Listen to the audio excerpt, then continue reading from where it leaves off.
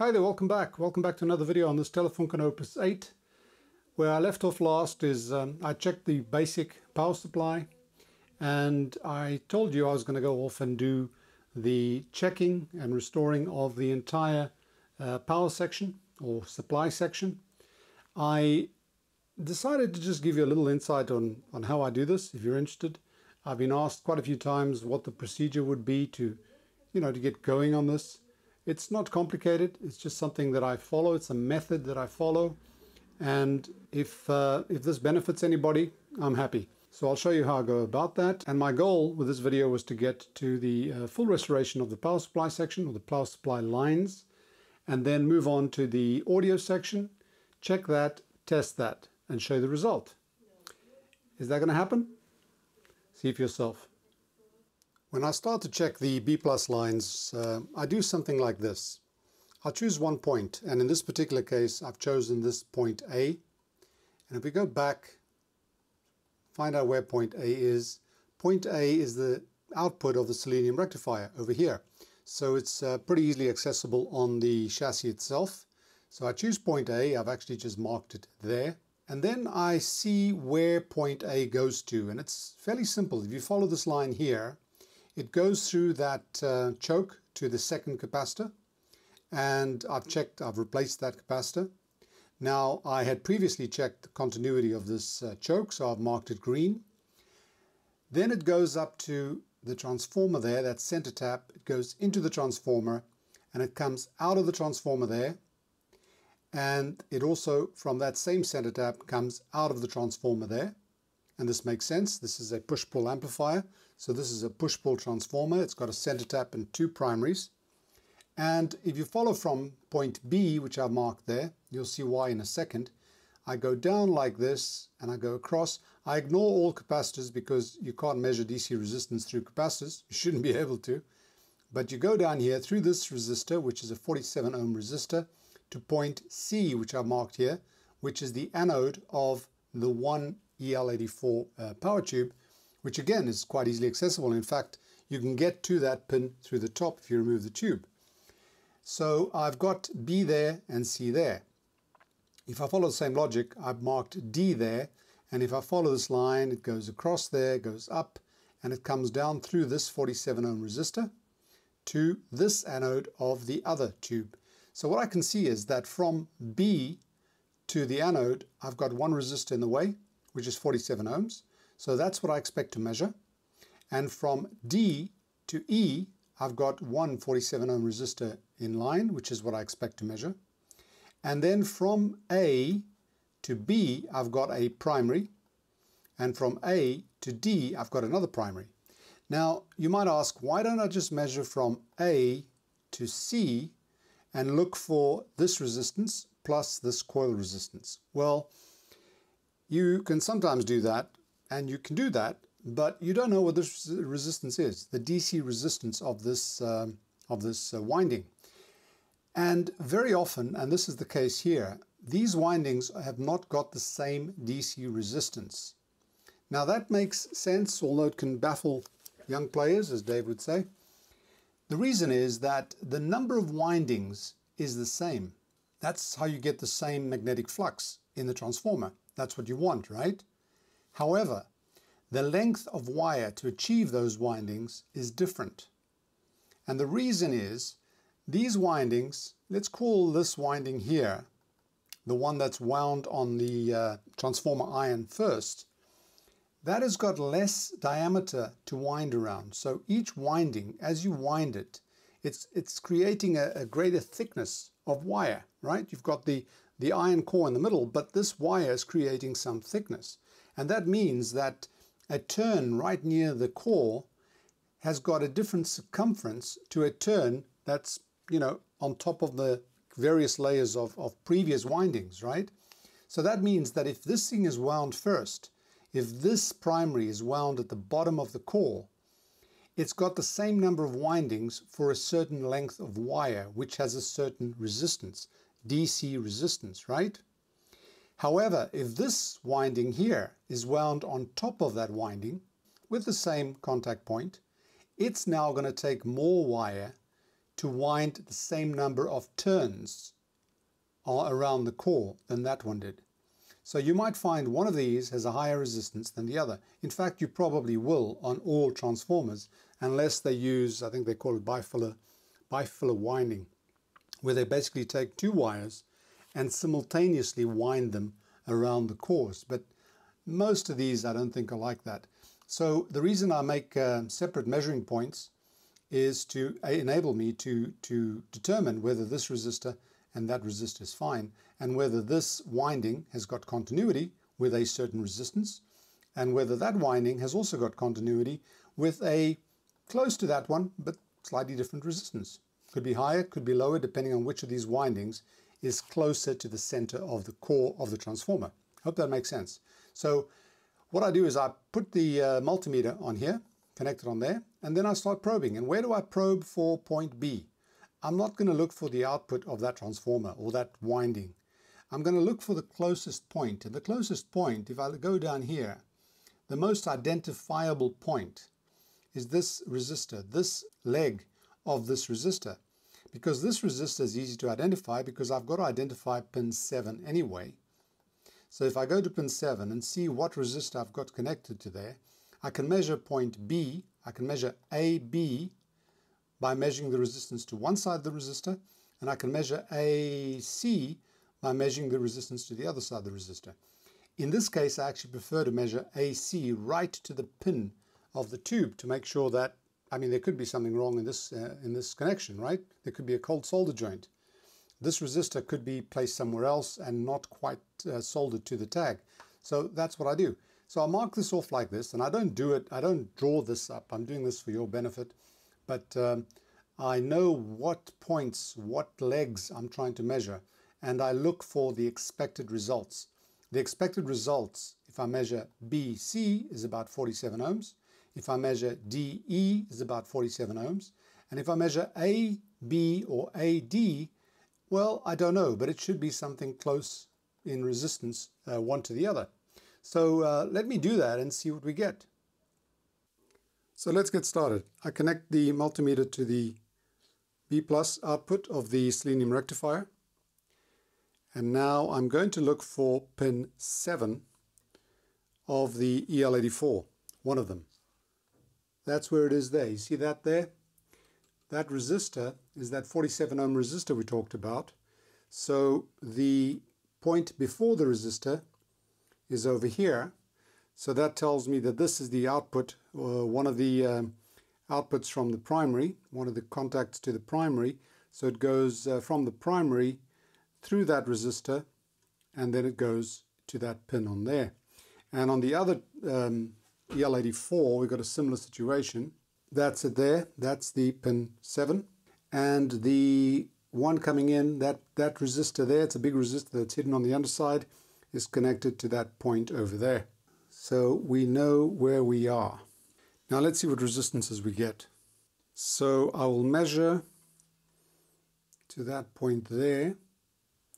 I'm measuring from the selenium rectifier through that one primary to the output of the primary. So that's 446 ohms. And the other one goes to there. Does it? Nope, goes to there. You see that? 480 ohms. Slightly different. 480 versus 446. Now, if I follow this logic, from this point, 446, I need another 47. So that's, say, 446. So I need to go to there, 493. That's pretty close. 446, 493. That's exactly right. 47 ohms. If I go to that one, I've got my 480, 81. And if I go to the tube pin over there, I get 528. So this one's 48 ohms. Perfect. So 47 is what was expected. We're getting 48. The other one is fine as well. So we've just corrected or checked those lines that are marked in orange on the schematic. And because I like to keep track of things, I can go to here and I can mark them all in green. And I like green. Okay. So that part, that line is done. I now look for where to carry on from there. There is actually another connection here, which is a DC path, and we can see it here, which is this line going to the electrostatic tweeters, and that high voltage supply that goes to there comes from point B, which we've found just recently. It goes to there, and it goes to the electrostatic tweeter. It goes to the other electrostatic tweeter as well, and that is capacitive across there. So then, remember, I've removed the electrostatic tweeters from the radio, so we won't be able to measure the tweeter resistance at all there. We shouldn't get anything, it's electrostatic. But what else can we measure? We've got another line here. This goes to a switch. Yeah, this is probably the tonal, one of the tone switches. So there's something else I can measure here. See, if I follow this line here, that gets a bit tricky because there are only capacitors now. Whichever way I go from this point, I've got capacitors. So I can't really measure DC resistance unless I found that intersection point, and I'm not going to bother right now. The one I can measure is again from here to there, and that switch, whichever the switch is here, if it goes in one direction, it takes me to the other side of the electrostatic tweeter, similarly to this one down here. And if the switch is in the other direction, I can measure from that point there to ground, and I should get 1 meg. From there to ground. That should be 1 meg, so I can test that as well. And I can get this part of it done. If I see this resistor just staring me in the face, I will do it. One thing about this software program is you can actually make these lines thicker or thinner. I'm finding they're a bit thick. So I can go to here, Properties, and at 6 points, let's see, let's make it 4 points. Yeah, I like that better. I'm going to make them all 4 points because it starts getting to the point where they actually sort of overlap. The number of points you need for these lines depends on the resolution of the file itself. In this particular case, I'm zoomed in 300%. If I had a bigger file, original file, I'd probably have to make this 12 points. But anyway, that's just a little detail. Much better. And for the sake of completeness, here it is. This switch here is the bandwidth switch. In one position, it actually shorts out the electrostatic tweeters. As you can see here, this comes from the one side, it goes straight across, goes to the other side. So it shorts out the electrostatic tweeters, and when you have it in the other position, connects that through a 1 mega ohm resistor to ground. Makes sense, and it works perfectly well. This switch needed a little bit of contact cleaner. It was sort of jumping around a bit, but now it's giving me the expected results. So what do I do now? Well, as far as I'm concerned, this line here, this B plus coming out of the selenium rectifier, going to all the paths, DC paths that I configure, has been checked. So now I go to the next one, and the next one is this guy over here. And then it's just a simple matter of repeating the process. Rinse and repeat. I'll follow the line up here. It goes to the screen grid of that tube. It goes to the screen grid of that tube. I expect no resistance. Okay. Then I follow it along and I come to the first intersection point over here.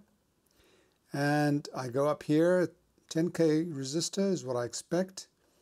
I'll probably change that guy as well if I find it. 10K, 10K, 10K, and where does it go? It goes to this point here. And if I go to the anode of this guy, the EC92, I should measure this resistor as well. So I've got 10K down there plus 15, so I should measure about 25K. So I can actually paint that in if it's correct. And if I go through here, I've got a 220K to, where does it go? To the anode of the EABC 80. That might be a little bit more difficult to find. I have to find, this comes inside a can, so I've got to find pin 9 on there.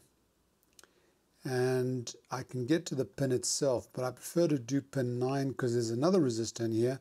And if you measure too many resistors in series, because of the tolerances, you might think that everything is hunky-dory, but it could very easily, you know, with 220 here, 10 down here, you're at 230 already. You know, another 4.7K, you might not even detect it.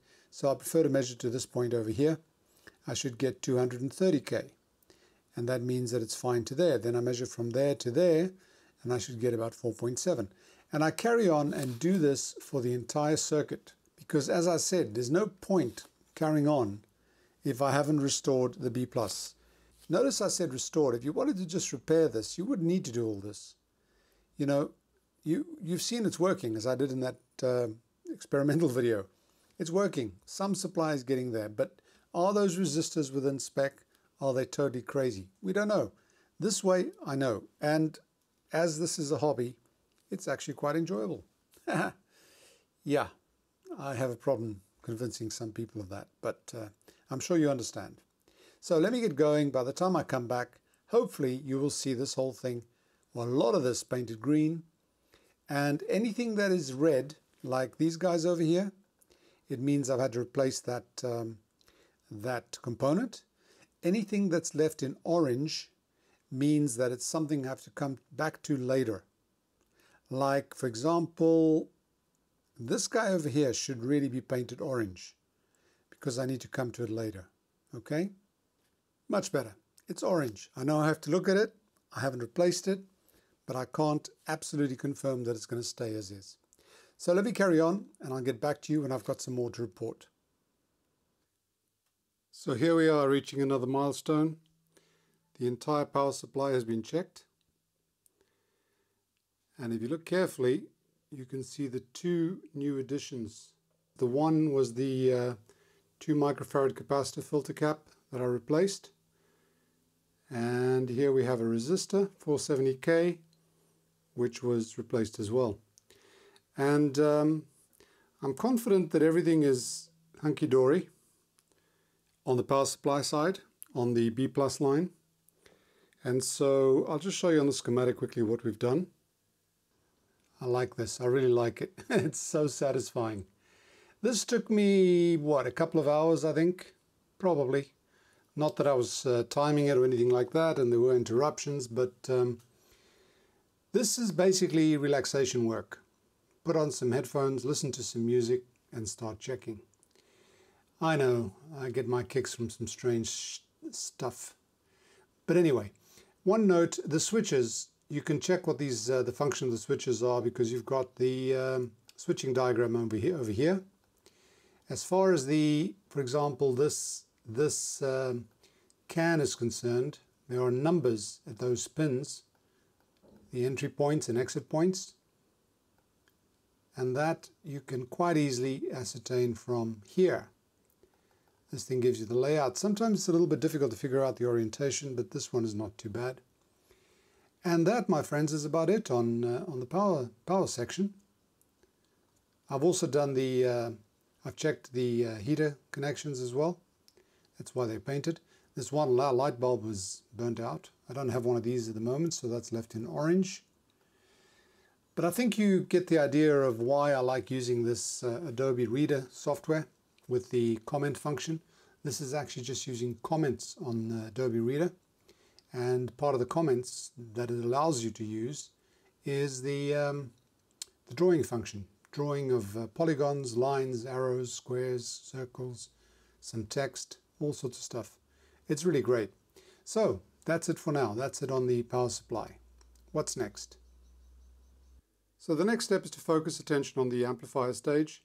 The amplifier being the preamp and the power amp stage with the 2 EL84 push-pulls, the ECC92, and if I'm not mistaken, the triode of the EABC80 that's inside that can also has a role to play with the audio.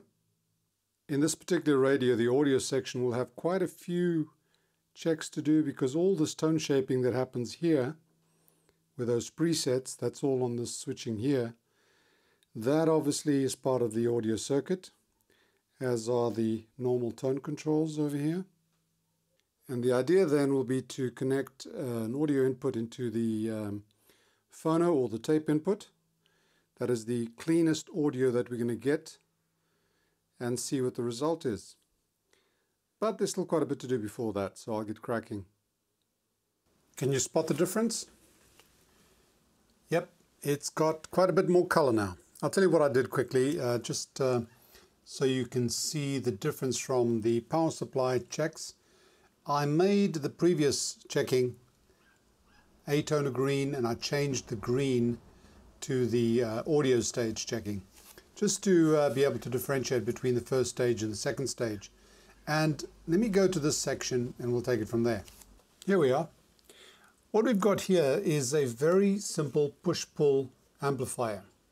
Transformers over here, and we have this EL84 and this EL84. These things are cathode biased, so the two cathodes are joined together, and they have a 120 ohm resistor to ground with a cathode bypass capacitor of 100 microfarads. This one over here. And of course, when I did this checking, I found that this capacitor needed some needed replacing, and I did that, so I've replaced that cap. Then we've got two stages that are very similar. You've got a grid stopper resistor, 2.2K, and then a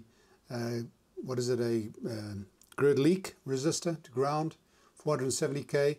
What I found is that both of these were quite a bit out. Maybe not above the 20%, which is what they're supposed to be, but pretty close, so I decided to change the two of them. And that sort of set the rule for me going forward. Anything that was close to 20% I considered to be out of spec, which is not right. But I decided to do it anyway because I really wanted to get this output stage, the audio stage, working exceptionally well. So I changed those two resistors. That is the coupling capacitor, the one I changed before when I did that quick repair.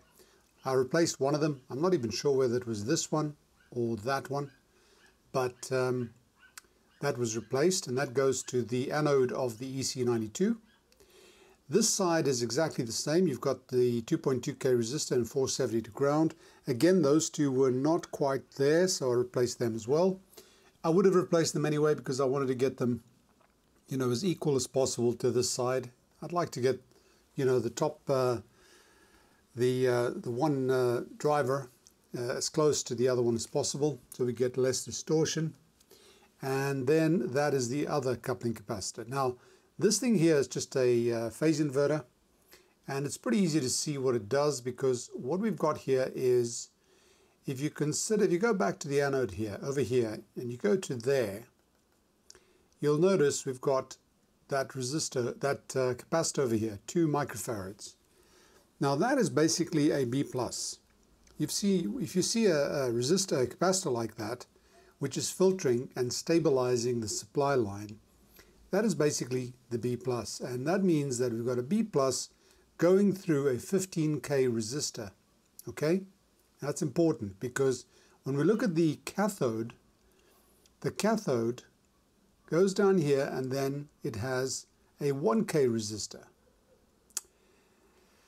And that means that, with the exception of that, which is necessary for biasing, the sound, the signal that is generated over here is in phase with that one there, and the signal that's generated over here, using this as a load, is out of phase with that one there, right?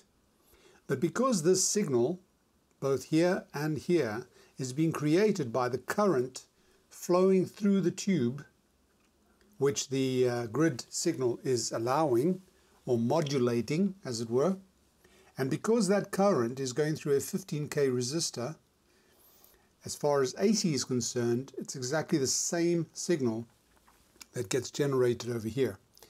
They are DC biased in this condition to allow for the tube to operate, but the signal is basically the same, but inverted, 180 degrees out of phase.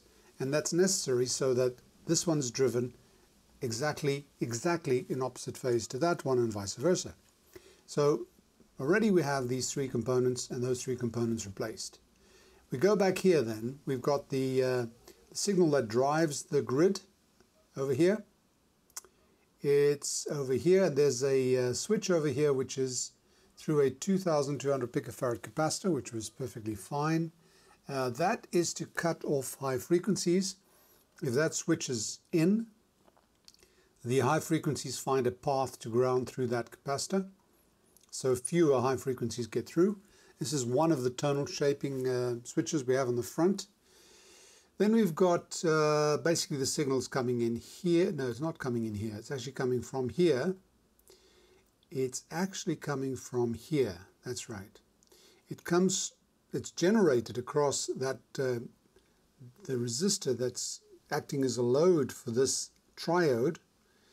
And I'll go forward now, or rather I'll go back and show you what happens.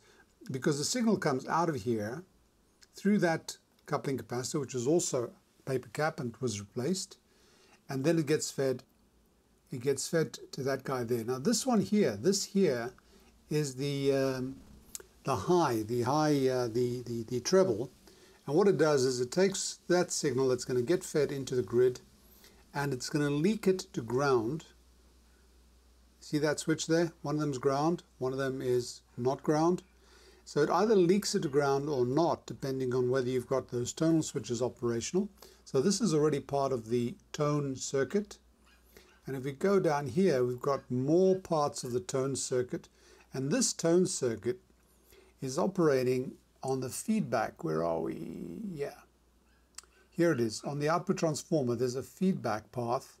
And that feedback path has all these switches here, which are the tone select switches.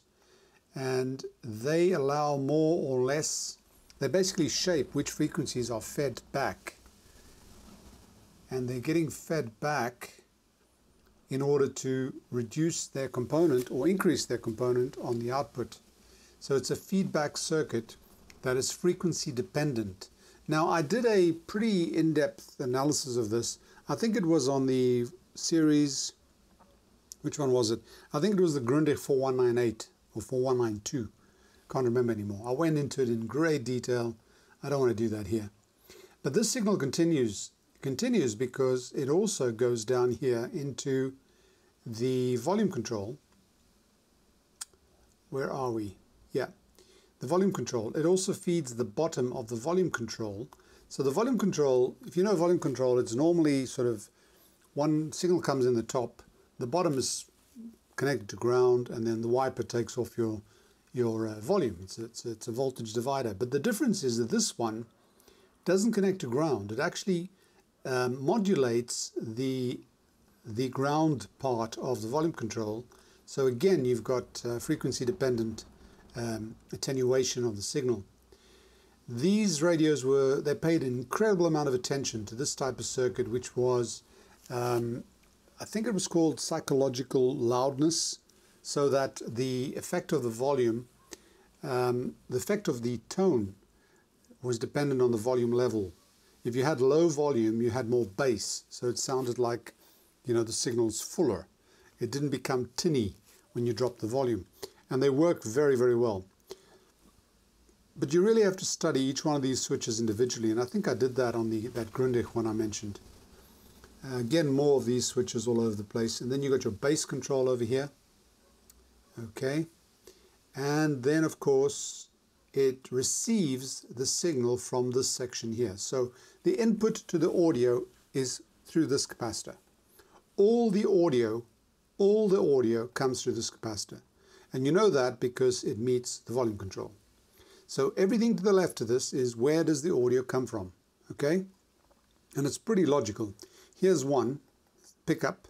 The pickup input goes through there, and there's the switch, the platter switch, or the tone band switch, whichever one it is, and it feeds it through. If you select the tone band, whatever, I think that's how you pronounce it, it'll select the tape input. Okay, again going through. Again, it's sort of line level. And if you select this one here is the output of the to the tape recorder, and it makes sense. If you look at this point, this is the point that's going to pass through all the audio, and they've just sort of connected in there, tapped in there, comes through here, and it goes out to your tape. So you can record whatever audio's passing through the radio before it gets amplified. Okay. So where are we? And then this here, of course, this one here, which I haven't painted. If you follow this line there, now you're getting into the radio stages. And this one here, I think it's this one chooses between FM or AM. So this is where it selects which band you're going to get the audio from, which is going to feed to this switch, which is going to feed to your audio stage.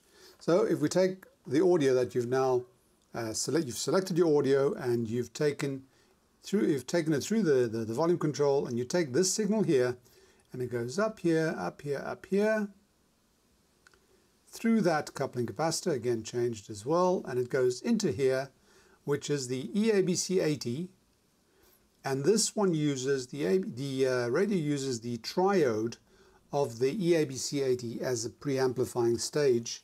So it goes into the grid of it and it comes out of the anode. And I think that's basically it. But as you can see, I was pretty careful in checking the components to make sure that they were well within spec. And you can see by the number of components that I've changed. Obviously these are the capacitors. They had to be changed anyway.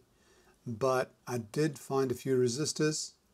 And the one thing about these resistors, it's a little bit strange. There are various series, various types of resistors here, but there is one type which is very susceptible to heat, and that means that these are the very, very small ones that you see in there, very thin ones, and that means that if you desoldering something from close proximity, say that the resistor is connected to a tag where you're desoldering it to get rid of a capacitor, for example, and if you leave that on there too long, that resistor gets really hot and it can actually crack. The resistor can physically break inside, and that means you need to change it.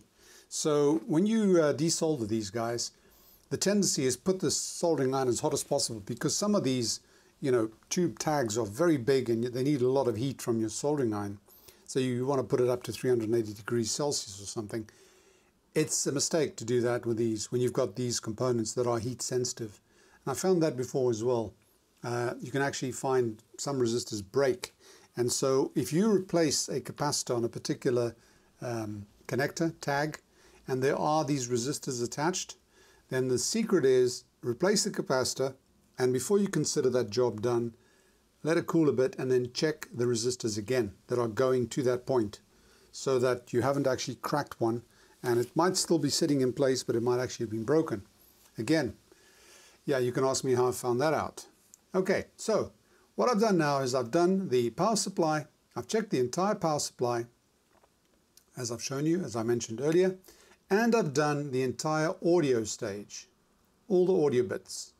So now I'm going to show you what the result of that was. It's deceptively subtle, except that I use these yellow capacitors so you can actually see where they are. But yeah, let me show you what the result was. First evidence of any work done is visible on the top of the output transformer. See those yellow caps on there?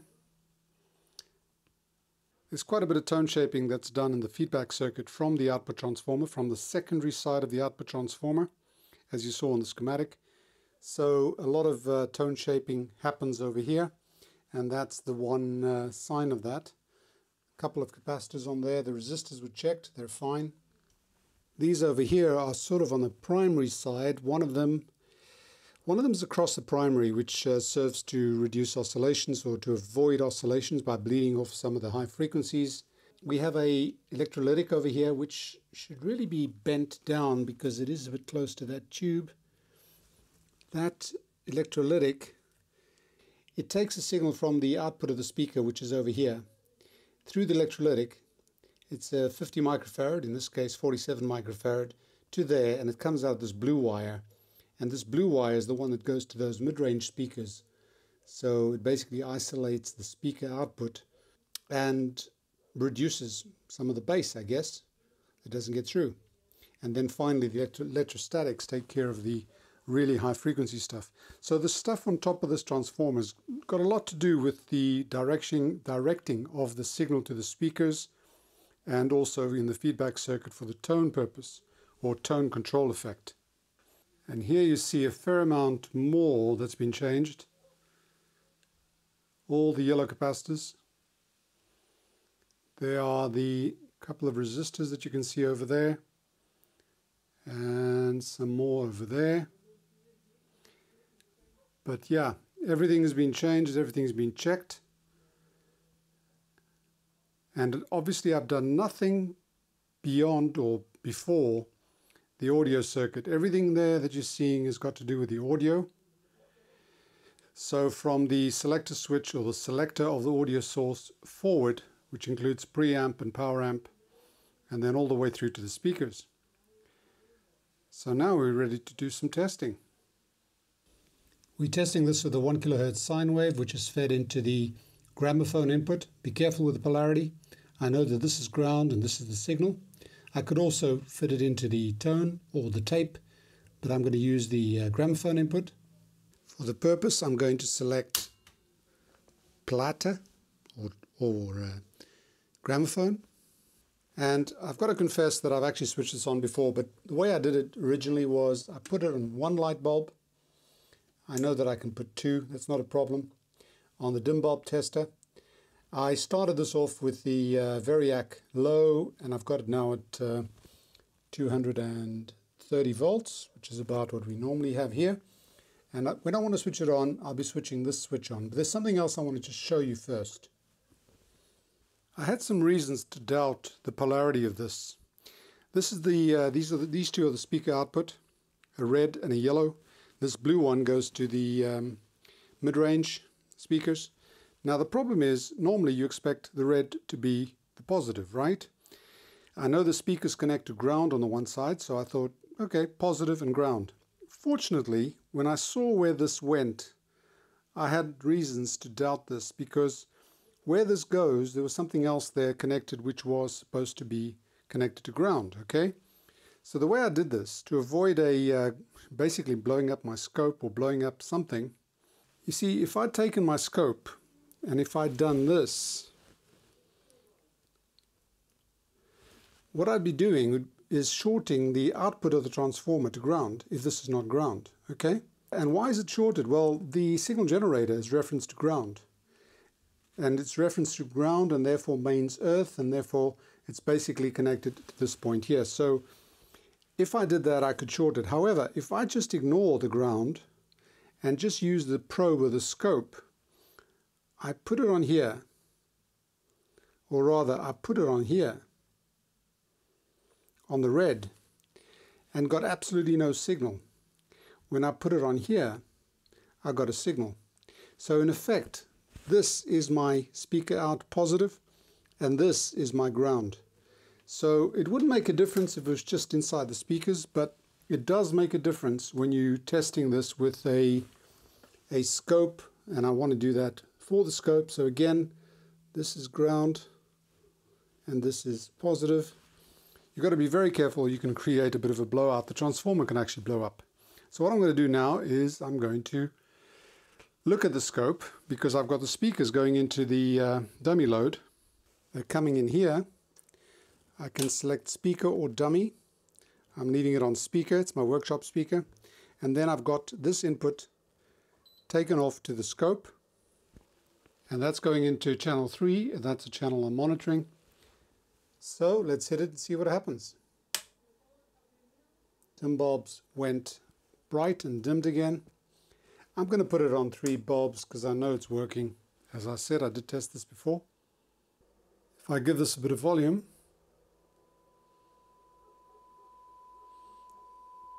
there we go. I'll put this on dummy so we don't have to listen to that.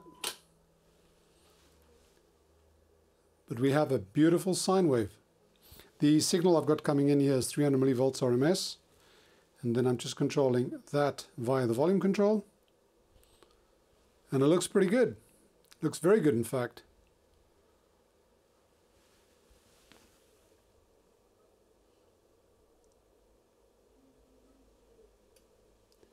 Let's see where it starts clipping.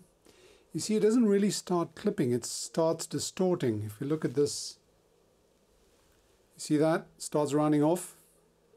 There it's sort of without distortion. There you're definitely getting distortion. And it just gets flatter. But you can see that it's always rounded. This is why the tube audio or the tube sound is warmer, is less aggressive, is more pleasant to listen to. Because it doesn't have that harsh clipping or distortion that you'd get on solid state devices. Most of them anyway. So yeah, I'm very pleased with this. I'm very, very pleased with this. Let me increase the frequency. And if I give this as my, I'm trying out the treble. I'm not sure at what frequencies it'll actually get, but just putting it up to about 7 kilohertz. You see some effect. Oh, not much because I've got those buttons depressed. Okay, that makes sense. Those tone shaping buttons were depressed. Bass won't have any effect, obviously, at this frequency, but just show you, let me show you something. I'm pushing intimate. It cuts off the treble completely. This is the bass boost. Won't have much effect on that. Orchestra. Why would it cut completely? I'm not sure. Whoa, that is jazz. I guess jazz is quite high. There we go. Now if I go down in frequency to about 200 hertz,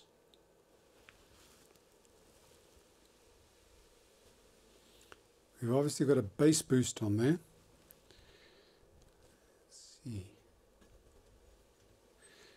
Let's see if I push that. That was solo, that is jazz. Orchestra cuts that quite dramatically. Bass boost. Yeah, I would expect that, right? Take the bass boost out and I get that. If I push bass boost, it boosts it a lot. Let's try 100 hertz. 90. 80, 70, 60. So this goes down quite low. 50, 40. That's 30 hertz. So I'm pretty pleased with this. Let's go back to 1 kilohertz, which is a civilized place to see a signal.